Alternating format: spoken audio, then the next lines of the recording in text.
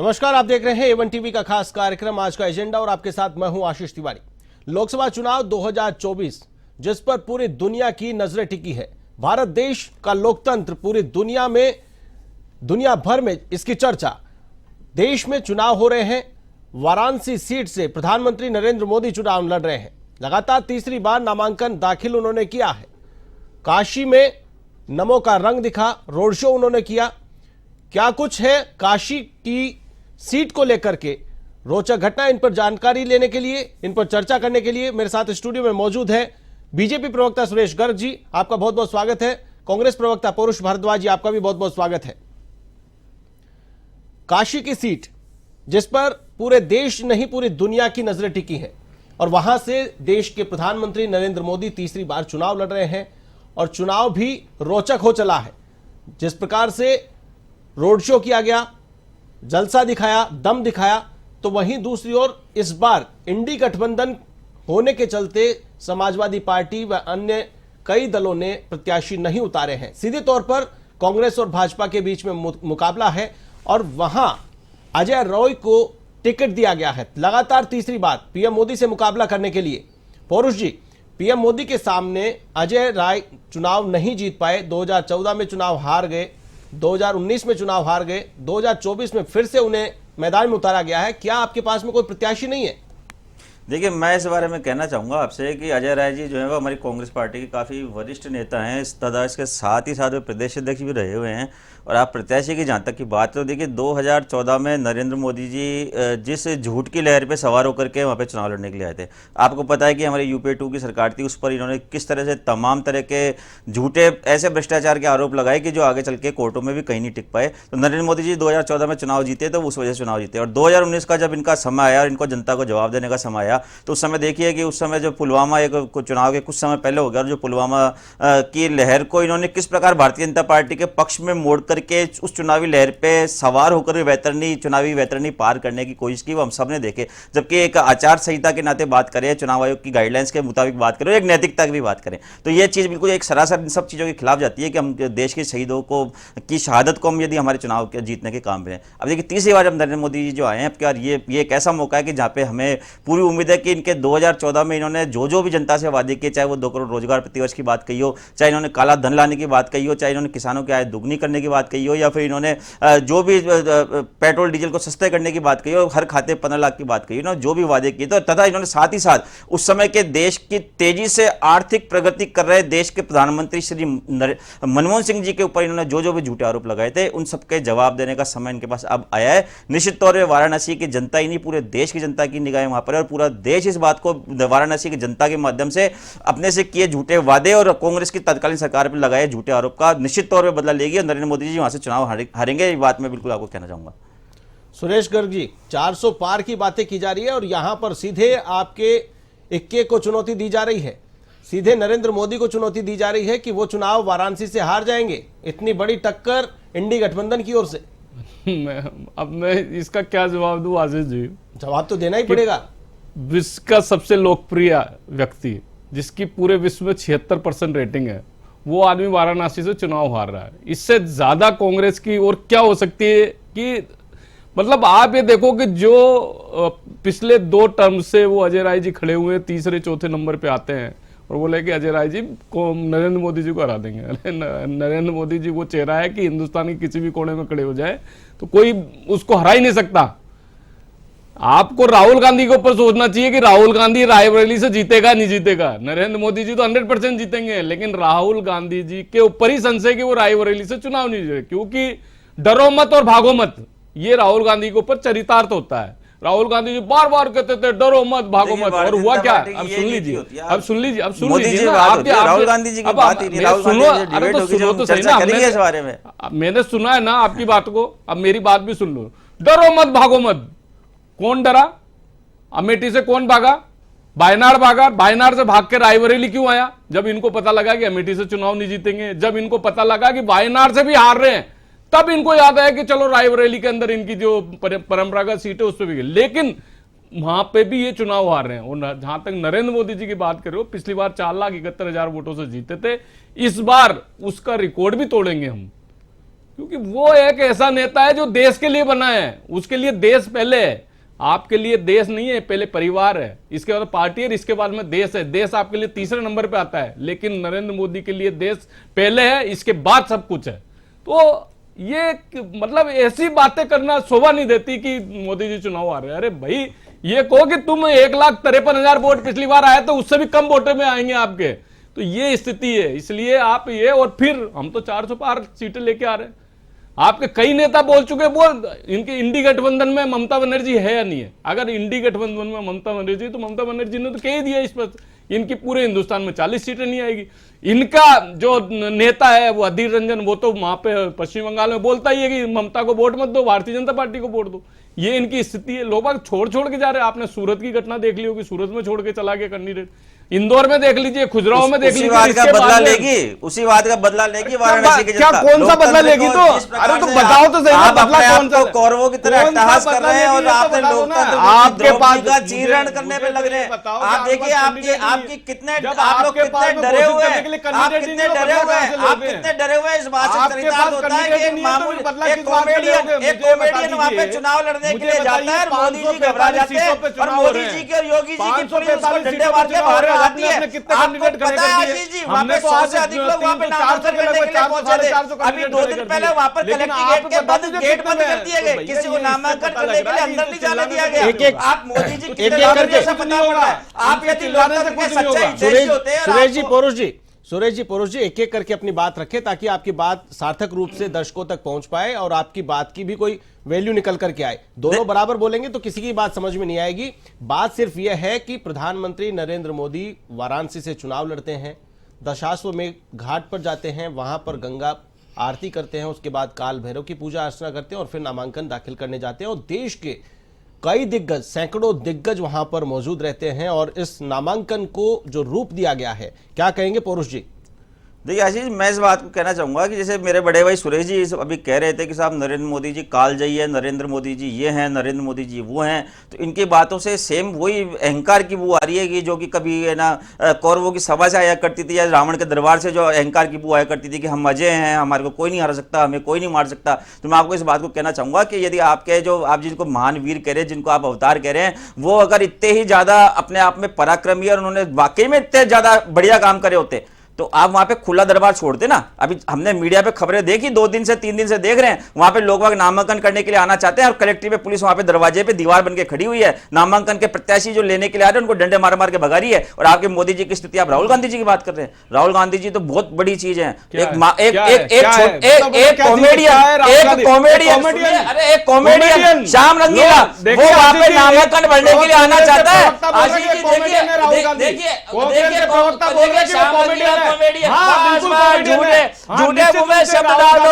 ये भारतीय आपके दर्शकों ने देख ली, दर्शकों ने नीति आपकी वजह से इस तरह की प्रैक्टिस करते हैं। श्याम रंगीला के बारे में बात करी तो आप कह रहे कि राहुल गांधी को कॉमेडियन बता रहे।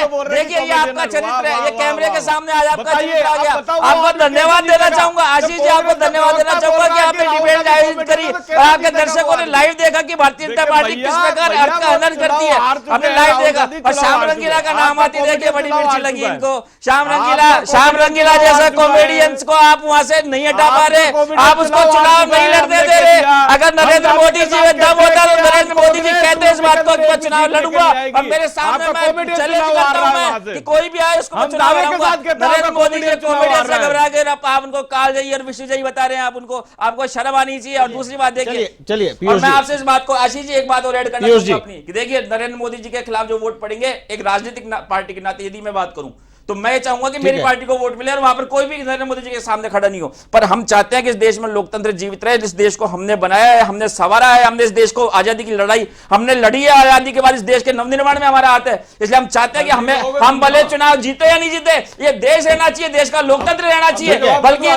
बल्कि नरेंद्र मोदी जी के विरोधियों को चुनाव लड़ने से, हमें के खिलाफ चुनाव लड़ने वालों से हमें दिक्कत होनी चाहिए। पर देखिए नरेंद्र मोदी जी इतने घबराए हुए हैं, आप दुनिया भर के नेताओं को वहां पर लेके जाते हैं। अरे भाई वहां पर दुनिया भर के नेताओं का क्या क्या काम, आप अपनी उपलब्धि क्यों नहीं बताते? आप देखिए आशीष जी, चुनावी भाषण देखिए मोदी जी के, 10 साल इनको राज में रहते हो गए, 10 उपलब्धि अपनी नहीं बताते। क्या कहते हैं, बोले कि साहब कांग्रेस आ गई तो ये हो जाएगा, कांग्रेस आपकी संपत्ति छीन के मुसलमानों को दे देगी, कांग्रेस मटन पकवा देगी, कांग्रेस आपके मंगलसूत्र छीन लेगी, और मंगलसूत्र से हट करके आप देखिए कहां तक भैंस तक आ गई, बोले कांग्रेस आ गई तो आपकी भैंस खोल के ले जाएगी। देश हंस रहा नहीं है, देश पहले हंसता था।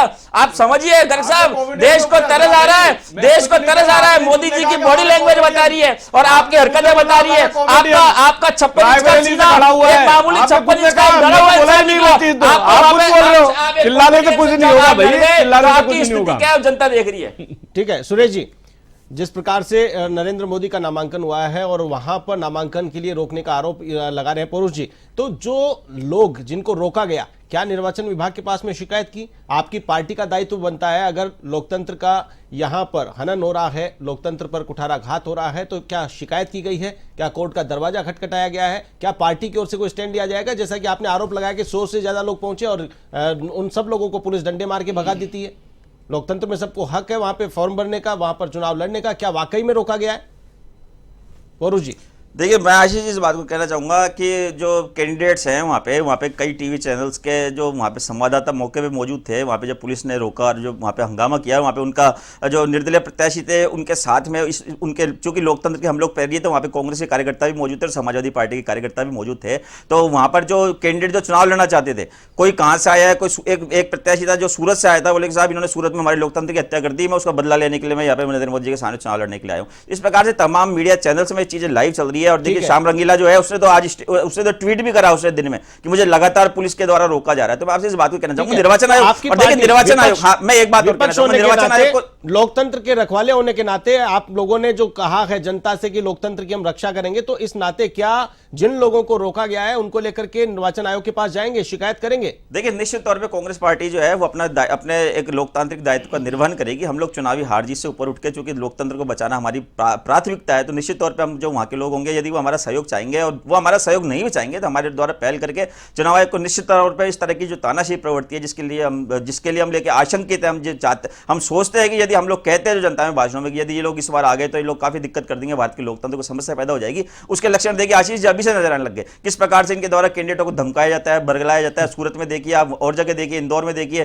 किस प्रकार से नॉमिनेशन वापस लेने के लिए मजबूर किया जाता है। किस प्रकार यदि कोई प्रत्याशी मजबूत रहता है तो उसके जो समर्थक और जो प्रस्तावक होते हैं उन पर दबाव डाल करके इनके द्वारा जो हरकतें की जा रही है, तो इस बात ये डरे हुए असल में। देखिए मैं इस बात को कहता हूं कि आज कोई पहलवान होता है कुश्ती का, यदि वो मजबूत होता है तो वो कहता है, वो पूरे गांव के अखाड़े में खड़ा होकर चिल्लाता है, बोले कि किस में दम है कि आओ मुझे पछाड़ के बताओ।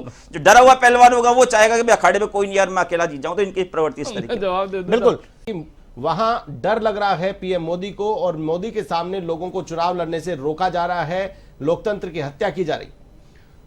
देखिए आशीष जी, मैं पहले तो आपसे ये कह दूं कि प्रवक्ता, जो कांग्रेस के प्रवक्ता है, चुप रहे, क्योंकि खूब भाषण दे लिए। अब मैं जो बोल रहा हूं, अब ये बताइए मुझे, किसी व्यक्ति को चुनाव लड़ने के लिए कोई रोका नहीं जा सकता, वो सब स्वतंत्र होते हैं, वो अपना नामांकन भर सकते हैं। अगर कोई रोकने की कोशिश करता है तो कोर्ट के दरवाजे खुले हुए हैं, वो चुनाव आयोग के पास जा सकता है। लेकिन कोई ऐसी घटना बता दे कि वो चुनाव आयोग के पास गया हो या कोर्ट के पास गया हो, तो ये सब मनगढ़ंत बातें होती है।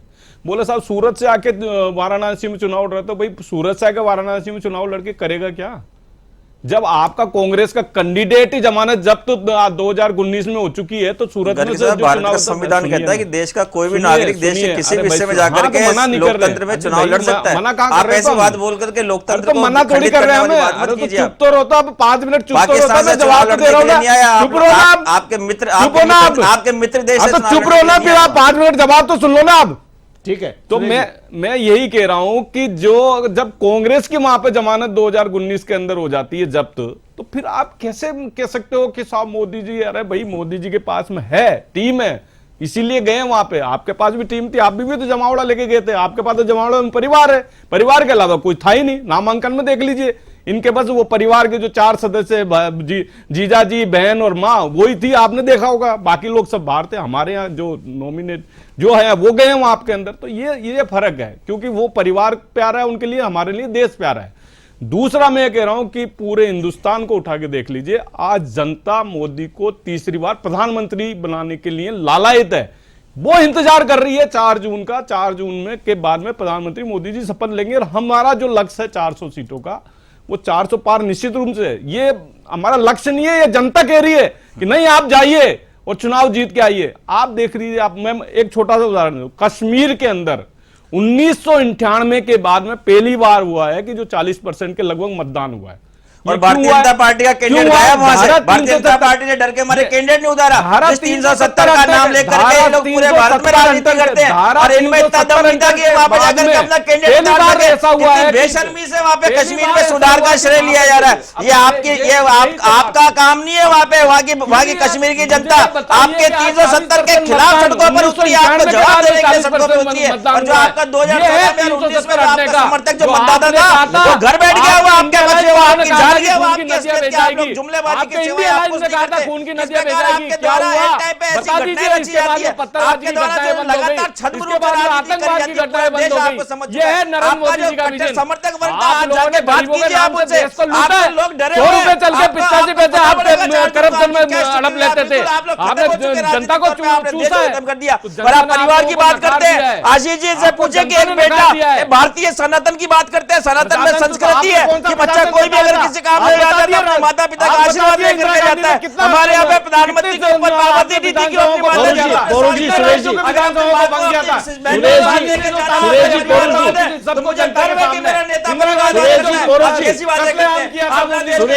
जी, आप दोनों को रोकना चाहूंगा। सुरेश जी, पोरू जी बर्बाद कर रहे हैं, सनातन को बर्बाद कर रहे हैं। सुरेश जी, सनातन तो हमारे साथ। अरे भैया, आपके तो अपमान करने वाले लोग हो आप।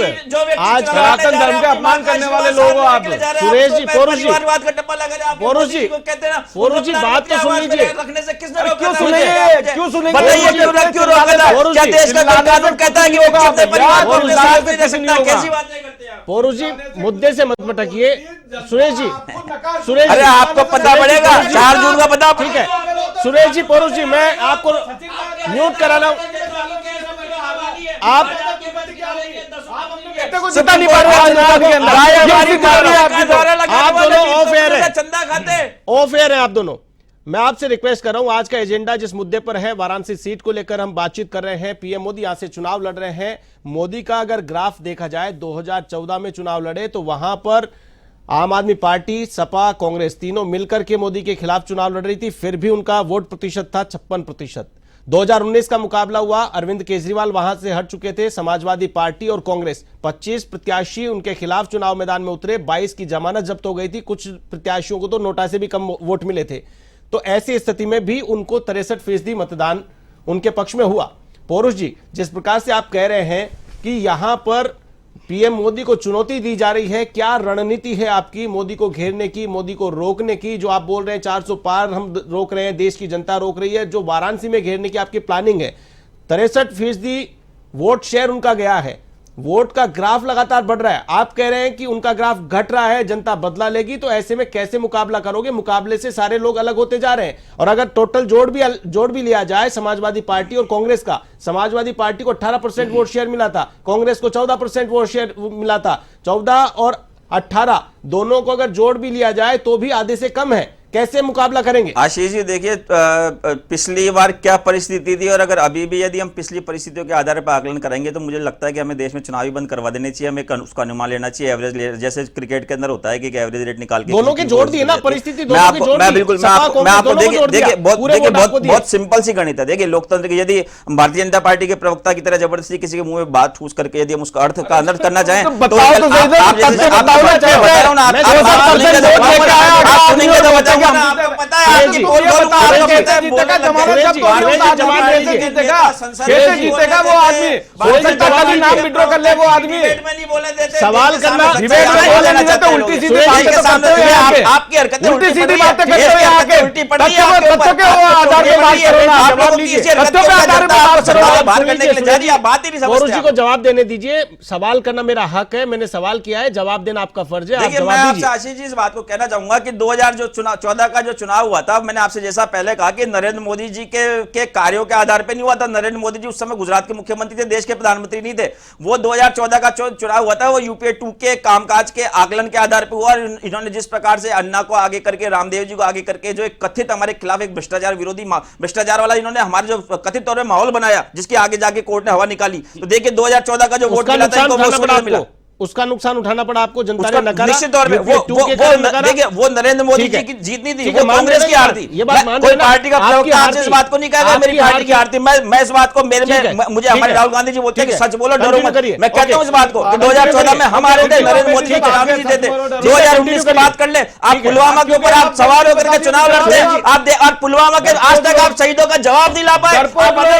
पुलवामा किसने करवाया अब तो बता दीजिए। गर्ग साहब अब तो इतने साल होने को आगे, पुलवामा किसने करवाया अब तो बता दीजिए। पुलवामा के मेरे देश के 40 सैनिकों के शहीदों के कातिल कौन है अभी तो इस टीवी चैनल पे बैठ के बोल दीजिए। अभी तो 3 चरण के 2 चरण के चुनाव और बाकी है, क्या पता आपको और ज्यादा वोट मिल जाए। बता दीजिए कि कौन था पुलवामा का दोषी। पुलवामा के बाद में चुनाव हो चुका है, परिणाम आ चुका है, जनता ने मैंडेट दे दिया है और उसके बाद अपन सवाल उठा रहे पुलवामा को लेकर के, जो कि फिलहाल इस चुनाव में मुद्दा भी नहीं है। तो आपको क्या लगता है कि पुलवामा का रिएक्शन देखने को मिलेगा? देखिए मैंने आपसे इस बात को कही कि 2019 का जो चुनाव था वो भारतीय जनता पार्टी के कामों का जो असेसमेंट नहीं होकर के वो 2019 वाला जो चुनाव था वो पुलवामा के शहीदों की लहर में ये लोग सवार होकर गए थे। मेरा कहने का अर्थ ही है। और अभी वाला जो चुनाव होने वाला है वो निश्चित तौर पे मोदी सरकार के कार्यों का असेसमेंट होगा। 10 वर्ष में मोदी सरकार ने क्या कार्य किए, इन्होंने क्या क्या वादे करे। अब देखिए सबसे बड़ी बात मैं तो आपसे इस बात को कहूंगा ना, आपने तो भाषण देखे ना, आप मुझे बताइए क्या देश के प्रधानमंत्री इतनी बड़ी संख्या में सभाएं करते हैं? नहीं करते, बहुत लिमिटेड सभाएं करते थे। नरेंद्र मोदी जी जो है प्रधानमंत्री से प्रचार मंत्री बन गए वो, और उसके बाद देखिए बन गए, ठीक है कोई दिक्कत नहीं, इनकी पार्टी के नेता करना चाहिए उनको, इसमें हमारे कोई आपत्ति नहीं है। परंतु देखिए आप प्रधानमंत्री जी को यह बताना चाहिए था कि भैया देखो मैं 10 साल में बन गया, पहले कांग्रेस ने ये किया था और मैंने ये कर दिया। अगर कहां पे देश का चुनाव आ गया, भैंस पे आ गया, भैंस खोल के ले जाएंगे, मंगलसूत्र पे आ गया, मटन पे आ गया, वो मछली खा रहा है। आप कहते हैं गाय हमारी माता है, बीफ कंपनियों से चंदा आपको आता है, और आप उसका तेजस्वी यादव ने कोई मछली की कोई फोटो आ गई, उसमें प्रधानमंत्री जैसा इतना बड़ा नेता उसमें बयान दे रहा है। आपने प्रधानमंत्री पद की गरिमा को तार-तार कर दिया। और देखिए एक बात और कहूंगा आपसे, राजस्थान विधानसभा के चुनाव चल रहे होंगे आशीष जी, आपको ध्यान है, चल रहे थे हमारे यहाँ पर, और उस समय इनकी साजिश का शिकार एक हमारा विधायक हुआ था, सहयोगी विधायक जो रणवीर सिंह हुडा, उसने आकर के इनके बहकावे में आकर के डायरी को झूठी डायरी लहराई कि साहब देखो लाल डायरी है, इसमें ऐसे हो गया वैसे हो गया। प्रधानमंत्री जी का स्तर देखिए, प्रधानमंत्री राजस्थान में आते सभा करने के लिए बोलते हैं कांग्रेस का सारा काला कारनामा इस लाल डायरी में दर्ज है। अरे भाई अब तो आपकी सरकार आ गई, अरे अब तो आपकी सरकार आ गई, कहां है वो लाल डायरी? अरे लाल डायरी को निकालो बाहर, लाल डायरी को बाहर निकालो, हम देखने को इच्छुक है। वो लाल डायरी कहां है, उसको निकालो, गर्ग साहब बाहर निकालो। पुलवामा के कातिलों का मतलब लाल डायरी को, लाल डायरी को चलिए आपकी सरकार, स्टेट की सरकार रही। चलिए पुरुष जी आपने अपनी बात रखी, सुरेश जी जवाब दीजिए। देखो मैं जवाब तभी दूंगा कि ये चुप रहे। हाँ ठीक है, 2 मिनट आपका समय। इन्होंने कंटिन्यू उटपटांग बातें की है जो तथ्य से परे हैं। चलिए आप जवाब दे दीजिए। मैं 10 साल जवाब दे दीजिए। हाँ 10 साल की आपको हिस्ट्री बता के देता हूं। ठीक है, 10वीं से 5वीं अर्थव्यवस्था आई है नरेंद्र मोदी जी के कार्यकाल। कर्जा भी बताइए। अरे चुप रहो ना यार, कर्जा भी बताइए। हाँ तो कर्जा भी बता देना, 55 लाख करोड़ रुपए, और आपके समय में 205 लाख करोड़ रुपए कर्जा भी बताइए। आप इनको बोलो चुप रहिए, सुरेश जी इनको बोलो चुप रहिए। हाँ बताइए ना, कर्जा भी बताइए, कर्जा क्या था देश में? आपको मैं समय देता हूँ, 1 मिनट का समय इनके बाद में दूंगा। आप इनके बीच में मत बोलिए, 1 मिनट का समय मैं इनके बाद में देता हूँ। ठीक है सुरेश जी, कमाल कर रहे हैं, बार-बार ठीक है आप झूठ बोले जा रहे हैं, बात रखिए अपनी। मैं कह रहा हूँ 10वीं से 5वीं अर्थव्यवस्था मोदी जी लेके आए हैं। मैं कह रहा हूँ उज्ज्वला कनेक्शन के अंदर हमने 11 करोड़ कनेक्शन दिए, वो मोदी जी ने दिए, इन्होंने कभी नहीं दिए। मैं कह रहा हूं महिलाएं रात का इंतजार करती थी, हमने उनको शौचालय बना के दिए 14 करोड़। मैं कह रहा हूं जनधन अकाउंट 55 करोड़ जनधन अकाउंट किए, उसके अंदर 36 लाख करोड़ रुपए ट्रांसफर किए। मैं कह रहा हूं कि हर जल के अंदर कनेक्शन 3 करोड़ थे, आज 13 करोड़ जल कनेक्शन है। ऑल इंडिया मेडिकल इंस्टीट्यूट पहले 7 हुआ करते थे, आज 16 ऑल इंडिया मेडिकल इंस्टीट्यूट है। हर जिले के अंदर मेडिकल कॉलेज है। इंफ्रास्ट्रक्चर के अंदर देख लीजिए, रोड का इंफ्रास्ट्रक्चर आज 8 line 6 line, Delhi Mumbai express way और दुनिया भर के रेलवे के अंदर वंदे भारत ट्रेन। आप बताइए कौन सा डेवलपमेंट, कौन सा क्षेत्र नहीं है जिसमें डेवलपमेंट नहीं है? हमने जनधन खाते के अंदर 36 लाख करोड़ रुपए, किसे कहते हैं 36 लाख करोड़ रुपए? अगर 36 लाख करोड़ रुपए आपके नेता जो बोल रहे थे ना 1 रुपया चल के 85 पैसे भ्रष्टाचार में चले आते हैं, तो 28 लाख करोड़ रुपए का आप लोग सबमिट कर चुके होते हैं। सुन लीजिए, सुन लीजिए, भूल गए आपके सुन लीजिए, आप सिलेंडर लेकर के आ गई थी और आप हमारी योजनाओं पे हमारे पे लागू कर रहे हैं। आप इस बात को नहीं बता पाए कि देश का कर्जा आपने 155 लाख करोड़ रुपए का बता पाए। हमारी निर्मल भारत की योजना को आप स्वच्छ भारत बताते हैं, आप उज्ज्वला योजना के नाम पे सिलेंडर की टंकी पकड़ा देते हैं, उसको आप एक बार रिफिल नहीं करते। जो सिलेंडर आप 400 रुपए में छोड़ के गए थे, आप उसको 1200 रुपए में लेके आपके नेता देश को बर्गर लाते हैं। और डिपार्टमेंट के अंदर देख लीजिए, हमने सब चीजें ऑनलाइन कर दी है। जो 10% कमीशन देकर आज रिफंड आता था, वो आज 2 घंटे के अंदर रिफंड आ जाता है। वो चीज दी हमने, वो विकास का मॉडल कहता कोई आपके पेश ऊपर किया, दबाव पड़ा, लेकिन ये ठीक है। और आज कोई वो सिलेंडर 800 रुपए का मिल रहा है, ये चलिए। हमारी देन है। चलिए चलिए अब शेख जी ठीक है, ठीक है। आशीष जी, अरे इनका भाई, समझ सुरेश नहीं जी, आ बोलो रहा जी। है, जनता ने नकार दिया इन्होंने। ठीक है। जनता ने ठीक है। नकार दिया बिल्कुल। छूत की बात ठीक कर है। रहे हैं, बहस में बात करें, इस बात का जवाब दीजिए। चलिए चलिए चलिए आप दोनों ने अपनी अपनी बात रखी है और 4 जून का इंतजार करना होगा। क्या जनता ने नकारा है या फिर जनता ने स्वीकार कर लिया है, इसके लिए इंतजार करना होगा। आप दोनों के अपने अपने वादे, अपने अपने तर्क हैं, लेकिन असली एग्जामिन करने वाली तो जनता है। आप दोनों का बहुत बहुत धन्यवाद। सुरेश गर्ग जी भाजपा प्रवक्ता, तो वहीं पौरुष भारद्वाज जी कांग्रेस प्रवक्ता, आप दोनों पधारे, अपनी अपनी बात रखी। आज का एजेंडा में हमने बातचीत की वाराणसी सीट को लेकर। कल किसी और मुद्दे को लेकर फिर से हाजिर होंगे, तब तक के लिए मुझे दीजिए इजाजत। नमस्कार।